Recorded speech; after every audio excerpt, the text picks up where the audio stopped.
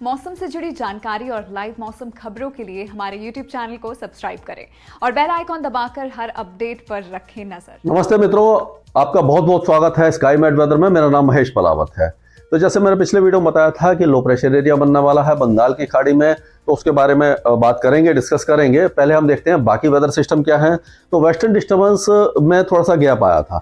जो western disturbance में अगर गैप आता है, यानी कि एक वेस्टर्न डिस्टर्बेंस तो आगे निकल गया जिसने पहाड़ों पर स्नोफॉल दिया था, और आपने देखा था कि मध्य प्रदेश के कई इलाकों में बारिश हुई थी, ओले गिरे थे। उत्तर प्रदेश में बारिश हुई थी, उत्तरी पंजाब, हरियाणा और जो बाकी कुछ इलाकों में बारिश की गतिविधियां, यानी कि पहाड़ों पर स्नोफॉल वगैरह हुआ था। तो वो वेस्टर्न डिस्टर्बेंस जब निकला तो क्या हुआ कि उत्तर दिशा से हवाएं चलना शुरू हो गई, यानी उत्तर पश्चिम दिशा से हवाएं चलना शुरू हो गई, जिससे कि आज हमने देखा कि टेम्परेचर गिरे, मिनिमम टेम्परेचर काफी ज्यादा गिरे। कल भी गिरे थे, कल भी हमने देखा था कि जो चुरू में 1 डिग्री आ गया था, आज -0.5 आ गया। और दिल्ली में जो 12 डिग्री के आसपास कल तापमान था, और वो 26 तारीख को मिनिमम टेम्परेचर वो गिर करके 5 पॉइंट कुछ आ गया, यानी कि 5.6 ऐसे कुछ आया, मतलब लगभग 6 डिग्री के आसपास पहुंच गया। 6 डिग्री गिरावट देखने को मिली, 5.8 के आसपास था। तो इतना ज्यादा जो ड्रॉप हुआ वो उत्तरी हवाओं के साथ हुआ। क्या होता है कि एक वेस्टर्न डिस्टर्बेंस निकलने के बाद अगर 2-4 दिन का गैप होता है, यानी कि एक वेस्टर्न डिस्टर्बेंस निकला और दूसरा वेस्टर्न डिस्टर्बेंस यहां पर है, तो उत्तर दिशा से जो हवाएं हैं, उत्तर पश्चिमी दिशा से बर्फीली हवाएं वो चलना शुरू हो जाती हैं, जिससे कि तापमान गिर जाते हैं। लेकिन उसके तुरंत बाद ये दूसरा वेस्टर्न डिस्टर्बेंस आ रहा है, जो कल शाम तक पहुंचेगा, यानी कल भी टेम्परेचर गिर सकते हैं या स्टेबल रह सकते हैं, यानी कि बढ़ेंगे नहीं। और 29 तारीख से, क्योंकि ये वेस्टर्न डिस्टर्बेंस पहुंच जाएगा, 28 की रात से ही ये थोड़ा बहुत स्नोफॉल देना शुरू करेगा। गिलगित बाल्टिस्तान, मुजफ्फराबाद, लद्दाख के कुछ भागों के साथ साथ जो जम्मू कश्मीर के ऊंचे पहाड़ हैं। उसके बाद ये जो इसकी इंटेंसिटी होगी रेन और स्नोफॉल की, वो 30 तारीख को बढ़ जाएगी। और 30 और 31 तारीख को हमें उम्मीद है कि पूरे इलाके में, यानी कि यहां से लेकर के गिलगित बाल्टिस्तान से लेकर के पूरा जो ये इलाका है आपका उत्तराखंड तक का, क्योंकि उत्तराखंड में जो स्नोफॉल तो हो रहा है लेकिन इतना ज्यादा नहीं होता, क्योंकि देखिए उत्तराखंड थोड़ा सा और नीचे आ जाता है, यानी हिमाचल है, पहले जम्मू कश्मीर है, लद्दाख है, नीचे थोड़ा सा साउथ में हिमाचल आता है, उत्तराखंड और नीचे आ जाता है। वैसे तो पहाड़ काफी ऊंचे हैं, लेकिन लैटिट्यूड जो है वो थोड़ा सा, यानी कि देशांतर है, वो नीचे की तरफ आ जाती है, जो लैटिट्यूड नीचे आ जाती है। तो उससे क्या होता है कि जो वेदर सिस्टम कभी कभी ऊपर से निकल जाते हैं, तो उत्तराखंड की ऊंची पहाड़ों पर ही स्नोफॉल दे पाते हैं। लेकिन ये जो वेस्टर्न डिस्टर्बेंस है स्ट्रॉन्ग है, तो इसका असर उत्तराखंड के पूरे भागों में देखने को मिलेगा। और देहरादून, मसूरी, नैनीताल, इन सारे इलाकों में तेज बारिश होगी। मसूरी के ऊंचे पहाड़ों पर स्नोफॉल हो सकता है। कुल्लू, मनाली, कुफरी, शिमला, इस इलाके में भी स्नोफॉल की संभावना है। रोहतांग पास में भी बहुत अच्छा स्नोफॉल होगा। श्रीनगर और गुलमर्ग और जो काजीकुंड वगैरह है, यहाँ पर भी जो बर्फबारी बहुत अच्छी होने वाली है। लद्दाख के में तो होती ही है, लेकिन लद्दाख एक कोल्ड डेजर्ट के रूप में देखा जाता है, इसीलिए वहां पर बारिश और स्नोफॉल थोड़ा सा कम होता है, लेकिन टेम्परेचर बहुत ज्यादा नीचे गिर जाते हैं। तो ये सारे वेदर सिस्टम इस जगह पर बारिश देंगे। और ये जो कन्फ्लुएंस देख रहे हैं आप, इस तरह से आ रहा है और यहाँ से भी हवाएं आ रही हैं, और ये तो ये सिस्टम है। और अगर दूसरा मैप देखें, यानी कि इसके आगे क्या होने वाला है अगले दिन, तो वो देखिए ये है, यानी कि और आगे आ जाएगा, यानी ट्रफ थोड़ी सी पहले इधर थी तो इधर आ जाएगी, यानी कि पहले वो गुजरात से लेकर के अरब सागर तक जा रही थी, तो अब राजस्थान से लेकर के मध्य प्रदेश तक आ जाएगी। साइक्लोनिक सर्कुलेशन ये पंजाब के आसपास आ जाएगा, वेस्टर्न डिस्टर्बेंस थोड़ा अंदर आ जाएगा, और एक साइक्लोनिक सर्कुलेशन बांग्लादेश के ऊपर भी बनेगा।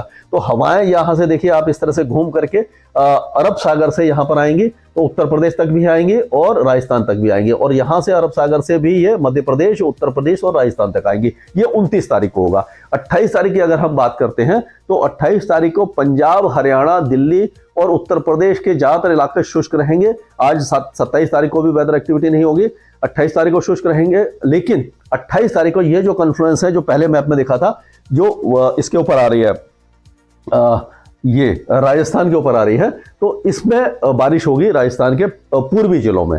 ये बारिश होगी धौलपुर, भरतपुर से लेकर के झुंझुनू, सीकर, अलवर, दौसा, सवाई माधोपुर, कोटा, बूंदी, बारन, भीलवाड़ा, झालावाड़, चित्तौड़गढ़, छिंदवाड़ा, उदयपुर, राजसमंद, ये सारे इलाके बारिश देखेंगे। हल्की बारिश होगी, कहीं पर थोड़ा सा तेज बौछारें हो सकती है, कुछ स्थानों पर ओले भी गिर सकते हैं। ये 28 तारीख की बात है। उसके बाद ये जो देखिए आप, ये कॉन्फ्लुएंस जो यहाँ पे है, ये पूर्वी राजस्थान पे है, और जब ये हटेगा तो ये आ जाएगा, यार ये माफ कीजिएगा, थोड़ा सा यहाँ पर आ जाएगा, थोड़ा सा और आगे आ जाएगा। तो जब ये और आगे आएगा तो क्या होगा कि ये जो मध्य प्रदेश है, उत्तर प्रदेश है, दिल्ली, पंजाब, हरियाणा, इन सारे इलाकों में बारिश की गतिविधियां फिर से शुरू हो जाएंगी। और ये जो बारिश है वो पंजाब और हरियाणा के लगभग हर जिले में होगी। पहले जैसे कि सिरसा, फतेहाबाद वगैरह में नहीं हुई थी, उस इलाके में होगी। और जो दक्षिण पश्चिमी पंजाब है, जैसे कि अबोहर, फजलिका, तरन तारण, भटिंडा, मोगा, इन इलाकों में भी बारिश की गतिविधियां देखने को मिलेंगी। दिल्ली एनसीआर में भी बारिश की संभावना नजर आ रही है 29 तारीख को, और 30 तारीख को भी बारिश की गतिविधियां रहेंगी और उत्तर प्रदेश के कई इलाके कवर होंगे। और अगर उत्तर प्रदेश की बात करें तो मेरठ, मुजफ्फरनगर, सहारनपुर से लेकर के बिजनौर और ये सब इलाके, बरेली, रामपुर, मुरादाबाद, आगरा, हाथरस, अलीगढ़, एटा, बूंदी, एटा और झांसी वगैरह से होते हुए ये जाएगी आपके बहराइच से होते हुए लखनऊ, कानपुर तक जा सकती है और प्रतापगढ़ वगैरह तक। ये 29 तारीख को रहेगी। 30 तारीख को हो सकता है कि ये प्रयागराज, वाराणसी, गोरखपुर, भदोही और जौनपुर वगैरह को भी कवर कर जाए। और उसी तरह से अगर मध्य प्रदेश की बात करें तो ये ग्वालियर, दतिया, मुरैना, टीकमगढ़ से लेकर के जो गुना, शिवपुरी, शाजापुर, दतिया के साथ साथ फिर ये उज्जैन, नीमच, धार, खांडवा, खरगोन, रतलाम, उज्जैन, भोपाल, देवास, सियोनी, ये सारे इलाके कवर हो सकते हैं। लेकिन जो मांडला वगैरह है, जबलपुर, कटनी, इन इलाकों में थोड़ी सी कम चांसेस लग रहे हैं। हो सकता है कि 30 तारीख को यहाँ पर भी बारिश आ जाए। और छत्तीसगढ़ के ज्यादातर इलाके शुष्क ही रहने वाले हैं, एक आध जगह पर हल्की बूंदाबांदी होगी। और ये जो राजस्थान के पूर्वी इलाकों के साथ साथ गुजरात के कुछ इलाके जो राजस्थान से लगे हुए हैं, दक्षिणी राजस्थान से, वहां पर भी छुटपुट बूंदाबांदी होने की संभावना हमें नजर आ रही है। और महाराष्ट्र के ज्यादातर इलाके फिलहाल शुष्क रहेंगे और उसी तरह से दक्षिणी छत्तीसगढ़, उड़ीसा, पश्चिम बंगाल, ये सारे इलाके और पूर्वी बिहार और पूर्वी झारखंड पूरी तरह शुष्क रहेंगे। और जो पश्चिमी जिले हैं बिहार, झारखंड के, वहां पर हल्की बूंदाबांदी हो सकती है 30 तारीख को, या बादल छा सकते हैं। लेकिन तापमान अभी फिलहाल इन इलाकों में बहुत ज्यादा नहीं गिरेंगे क्योंकि नमी वाली हवाएं अरब सागर से आ रही हैं। और जो मुंबई वगैरह में तापमान बढ़े थे वो अभी बढ़े रहेंगे। 30-31 तारीख से यहाँ पर ठंड की शुरुआत एक बार फिर से हो सकती है। और 30 तारीख के बाद 31 और 1 तारीख से, यानी कि फरवरी के पहले जो सप्ताह है, वहां क्या होगा कि वेस्टर्न डिस्टर्बेंस चला जाएगा। पीछे कोई बड़ा वेस्टर्न डिस्टर्बेंस दिखाई नहीं दे रहा, यानी कि एक बार फिर दो पश्चिमी विक्षोभों के बीच में काफी बड़ा गैप आएगा। और उस समय जो उत्तरी हवाएं चलेंगी एक बार फिर तापमान गिराएंगी और राजस्थान में फिर से शीतलहर आ सकती है। हरियाणा, पंजाब, दिल्ली, उत्तर प्रदेश, राजस्थान, गुजरात, मध्य प्रदेश और महाराष्ट्र तक के तापमान गिर सकते हैं। लेकिन शीतलहर की संभावना बाकी राज्यों में काफी कम नजर आ रही है। हालांकि 5 या 6 डिग्री तक गिरावट हो सकती है, यानी तापमान 12-13 तक पहुंचेंगे, 11-12 तक पहुंचेंगे, उसके बाद फिर 5-6 डिग्री तक पहुंच सकते हैं। और कुछ इलाकों में राजस्थान में ये 1 डिग्री, 2 डिग्री, 3 डिग्री के आसपास आ सकते हैं। और पंजाब और हरियाणा में भी 5 डिग्री के नीचे आ सकते हैं। दिल्ली में भी 5 डिग्री के आसपास तापमान फरवरी के पहले सप्ताह में आ सकता है। यानी कि एक बार फिर कड़ाके की सर्दी होगी, लेकिन उतनी ठिठुरन भरी सर्दी नहीं होगी जैसे हमने पहले देखी थी। तो अब अगर दक्षिण भारत की बात करें तो ये निम्न दबाव का क्षेत्र कल तक बन जाएगा, यानी कि 28 जनवरी तक बन जाएगा। ये साइक्लोनिक सर्कुलेशन है, लेकिन ये क्योंकि साइक्लोन बनने का सीजन नहीं है तो साइक्लोन बनने की संभावना नजर नहीं आ रही। और ये दक्षिण पश्चिम दिशा में आगे बढ़ सकता है, लेकिन इसका असर श्रीलंका में तो दिखाई देगा, इस तरह से जाएगा। और श्रीलंका के साउथ से जाने की अभी फिलहाल उम्मीद दिखाई दे रही है। इस पर हम नजर रखे हुए हैं, आपको बताते रहेंगे क्या होगा।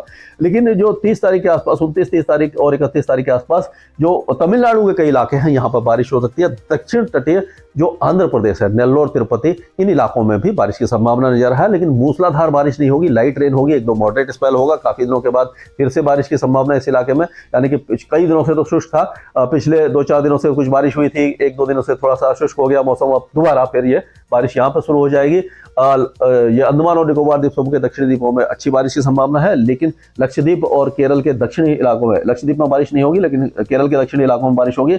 आंध्र प्रदेश के ज्यादातर इलाके, कर्नाटक और तेलंगाना और उत्तरी आंध्र प्रदेश, ये शुष्क ही बने रहेंगे। स्काई मैट वेदर में अभी के लिए इतना ही।